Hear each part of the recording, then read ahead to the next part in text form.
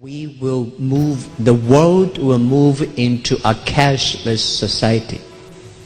The society can make everybody equal, make everybody inclusive to get the money they need, and making sure it's sustainable, inclusive, and transparent.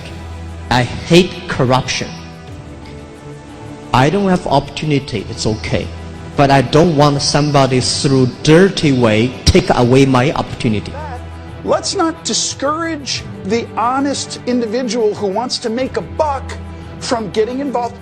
As long as if you got a little money to play with and invest, I'm going to tell you right now, look at the top 10 cryptocurrencies. They're going up in the next 3 to 5 years. Is it a risk?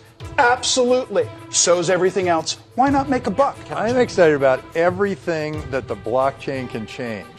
And I'm very excited about Bitcoin. I'm wearing my tie because it's a global currency. It's frictionless. It's got that trusted third party that isn't subject to the whims of some political force. People are recognizing that it's a really important part of our global society. It helps bank the unbanked. It gives you a currency that doesn't have to float with the political winds. Now there's a currency that is not tied to the political winds, and that is really powerful. We know that the new currency of the future is going to be this kind of a currency. It's going to be a cryptocurrency.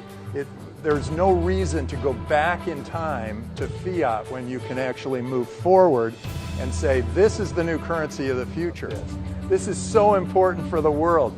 It helps borders dissolve. It helps us all get along better.